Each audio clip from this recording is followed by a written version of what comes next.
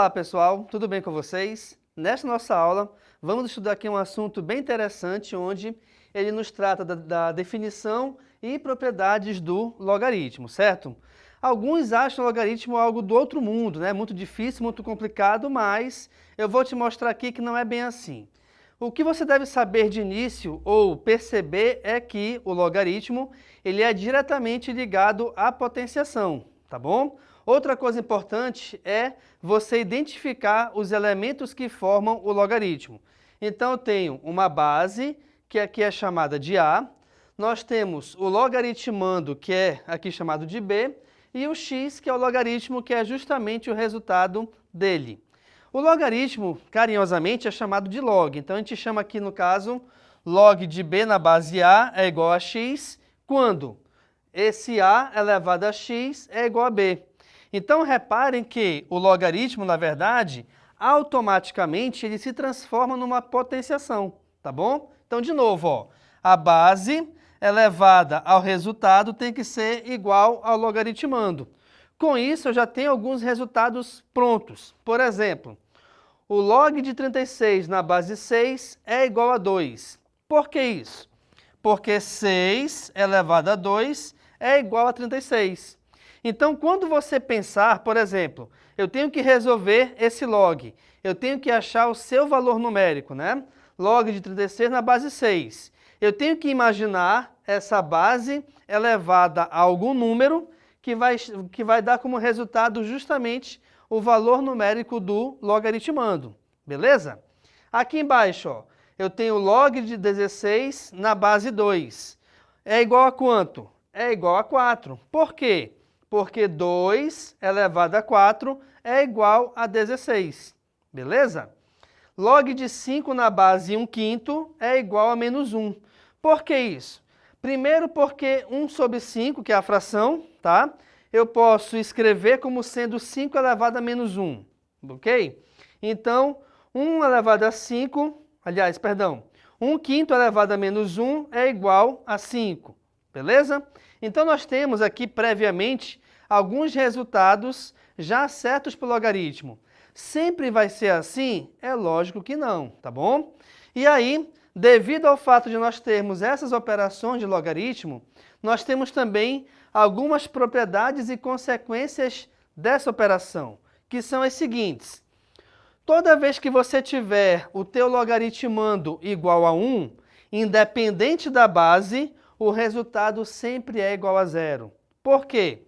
Porque se eu quero achar a potência, né, de uma base A qualquer, seja base 2, base 3, eu quero saber qual o expoente que vai me dar como resultado igual a 1, esse expoente sempre é 0.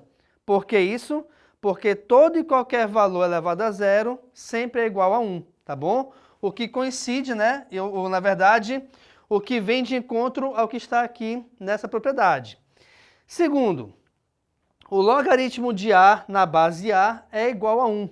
Ou seja, o logaritmo onde a base e o logaritmando são iguais, o resultado sempre é igual a 1. Por que isso? Porque uma base elevada a algum número tem que ser igual a ela mesma. E todo e qualquer valor elevado a 1 sempre é igual ao próprio valor. Tá ok? Então, por exemplo, 3 elevado a 1 é igual a 3. 7 elevado a 1 é igual a 7 e assim sucessivamente. Nós temos aqui também o seguinte, que o logaritmo de A elevado a K na base A é igual a K. O que isso quer dizer? Quer dizer o seguinte, nós vimos aqui anteriormente que o logaritmo de uma base A, com o logaritmando A, desculpa, na base A, ele vale 1. E quando você tem um expoente no logaritmando, esse expoente tem que vir multiplicando aqui na frente do logaritmo. É como se eu tivesse, então, k vezes esse logaritmo todo. E esse logaritmo, quando eu tiro k, ele fica justamente igual ao valor que está aqui em cima. Então, é como se fosse k vezes 1, cujo resultado é igual a k. Então, a grosso modo, é só você entender o seguinte. Se base e logaritmando são iguais, mas o logaritmando está elevado a algum expoente, o resultado obrigatoriamente será esse expoente, tá ok? Então, por exemplo, eu tenho aqui Log de 4 elevado a 3 na base 4. O resultado é 3, porque é justamente o valor do expoente do logaritmando. Aqui mais uma consequência é a seguinte: eu tenho uma base elevada a um expoente onde esse expoente é um logaritmo. E, coincidentemente, a base do logaritmo do expoente é igual à base da potência. Quando você tiver essa situação, obrigatoriamente o resultado é igual ao valor de b, que é o logaritmando, aqui do expoente, tá? Você pode, de repente, confundir um pouco, achar que é meio confuso realmente, né? Mas olha só, se eu tiver aqui, nesse exemplo aqui, ó, eu tenho 3 log de 4 na base 3, por exemplo. Isso aqui é igual a quanto? Opa, o 3 é a minha base e o 3 é a base do logaritmo que é expoente dessa base principal. Então, quando acontece isso, o resultado é igual ao logaritmando, aqui no caso, do expoente. Ou seja, o resultado aqui é igual a 4. Mas eu vou conseguir, então, achar esse resultado sem efetuar nenhum cálculo? Sim, não precisa efetuar cálculo. Essas 4 situações aqui são consequências. Ou seja, são valores já certos de acontecer sem a necessidade de você calcular alguma coisa. E aí você pensa também o seguinte: onde é que de repente a gente consegue associar e verificar que existe logaritmando em alguma situação? O logaritmando, pessoal, ele é muito utilizado também na matemática financeira, quando você trabalha com operações financeiras, tá?